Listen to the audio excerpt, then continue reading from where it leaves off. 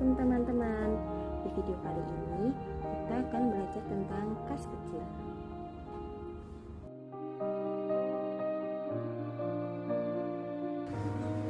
Sebelum masuk ke materi kas kecil, kita harus tahu dulu apa itu kas. Jadi, kas adalah harta atau aktiva yang dimiliki oleh perusahaan yang sifatnya sangat liquid dan berjangka pendek. Nah, digunakan untuk kepentingan perusahaan seperti aktivitas operasional perusahaan. Kas bisa berbentuk uang kertas, uang logam, cek, wesel, atau lain sebagainya. Nah, secara umum kas itu dibagi menjadi dua. Ada kas kecil dan kas di bank. Kalau kas tadi digunakan untuk membiayai seluruh kegiatan operasional perusahaan, beda halnya dengan kas kecil. Pengertian kas kecil lebih sempit, yaitu harta atau aktiva perusahaan yang sifatnya sangat liquid dan berjangka pendek untuk membiayai kegiatan operasional perusahaan yang relatif kecil jumlahnya. Misalnya, untuk pembelian perlengkapan, biaya angkut, biaya komisi. Untuk lebih jelasnya, apa saja ciri-ciri kas kecil? Ada 3. Yang pertama, jumlahnya relatif kecil. Yang kedua, digunakan untuk keperluan rutin perusahaan. Dan yang ketiga, dilakukan pengisian kembali secara rutin setiap bulannya atau sesuai kebijakan perusahaan. Fungsi kas kecil yang pertama yaitu untuk membiayai kegiatan operasional perusahaan yang jumlahnya relatif kecil. Yang kedua, digunakan untuk keperluan yang mendadak ataupun mendesak, namun jumlahnya juga relatif kecil. Yang ketiga, yaitu untuk pembelian perbekalan dan perlengkapan yang menunjang kegiatan kantor perusahaan. Selanjutnya, digunakan untuk mengoptimalkan kinerja karyawan kepada pelanggan dan relasi bisnis perusahaan. Selanjutnya, metode pencatatan kas kecil. Metode pencatatan kas kecil terdiri dari 2. Yang pertama, metode dana tetap. Yang kedua, metode dana berfluktuasi atau berubah-ubah. Yang pertama, untuk metode dana tetap terlebih dahulu. Sistem dana tetap adalah sistem yang menetapkan dan menyisihkan dana kas kecil yang jumlahnya tidak berubah atau jumlahnya tetap untuk setiap periodenya. Apabila dikehendaki oleh perusahaan untuk dilakukan perubahan jumlah dana kas kecil, nantinya akan dilakukan penyesuaian untuk menambah atau mengurangi jumlah dana kas kecil. Kemudian untuk sistem dana berfluktuasi. Sistem dana berfluktuasi adalah sistem yang menetapkan nilai dana kas kecil dengan jumlah yang berubah-ubah sesuai dengan kebutuhan perusahaan. Selanjutnya, perbedaan pencatatan menggunakan metode dana tetap dan metode dana berfluktuasi. Ada 3 transaksi yang akan dibahas, yaitu tentang 1. Pembentukan dana kas kecil, 2. Pengeluaran atau pembelanjaan dana kas kecil, 3. Pengisian kembali dana kas kecil. Untuk metode tetap, pembentukan dana kas kecil jumlahnya selalu sama setiap periodenya atau tetap. Untuk jurnalnya, kas kecil debit, kas kredit. Selanjutnya untuk metode dana berfluktuasi. Pembentukan dana kas kecil pada metode berfluktuasi jumlahnya selalu berubah-ubah tiap periodenya sesuai dengan kebutuhan pengeluaran perusahaan.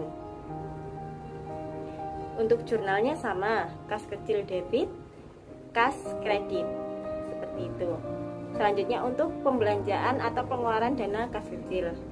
Untuk pengeluaran atau pembelanjaan dana kas kecil pada metode tetap tidak dilakukan penjurnalan, tetapi bukti transaksi seperti nota, kwitansi atau lain sebagainya itu dikumpulkan terlebih dahulu yang nantinya akan dicatat atau dijurnal pada saat akhir periode atau pada saat pengisian kembali dana kas kecil.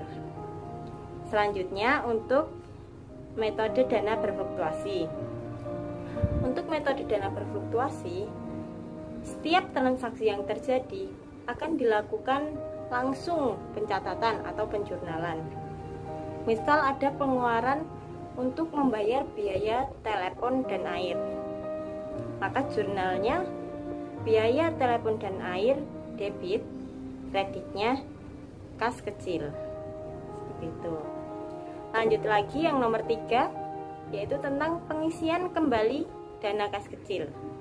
Untuk metode dana tetap, seperti yang saya bilang tadi, saat pengisian kembali dana kas kecil akan dilakukan penjurnalan semua transaksi yang terjadi pada periode yang bersangkutan.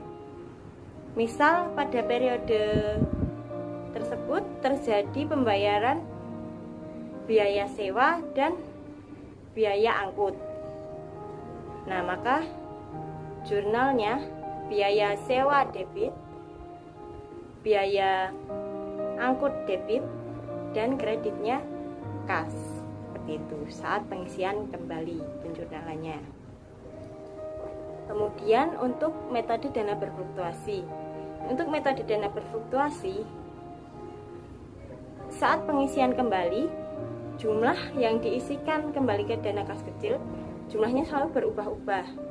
Nah, untuk jurnalnya kas kecil debit, kreditnya kas, sesuai dengan jumlah yang akan diisikan pada kas kecil. Seperti itu. Yang pertama terlebih dahulu tentang metode dana tetap. Pada metode dana tetap memiliki kelebihan dan juga kelemahan. Kelebihannya adalah dapat diketahui jumlah pengeluaran tiap akun sehingga berfungsi sebagai alat kontrol penggunaan dana. Kemudian, pimpinan atau pengelola dana kas kecil akan berhati-hati karena tidak ada penambahan dana kas kecil di tengah-tengah periode. Kemudian, yang terakhir, memudahkan bendahara menentukan perkiraan per unit usaha karena jumlahnya selalu sama atau tetap. Seperti itu. Untuk kelemahannya, metode dana tetap ini pada saldo dana kas kecil tidak mudah diketahui karena baru diketahui pada akhir periode. Jadi pada tengah-tengah periode sulit untuk diketahui berapa jumlah yang telah dipakai atau jumlah sisanya, seperti itu.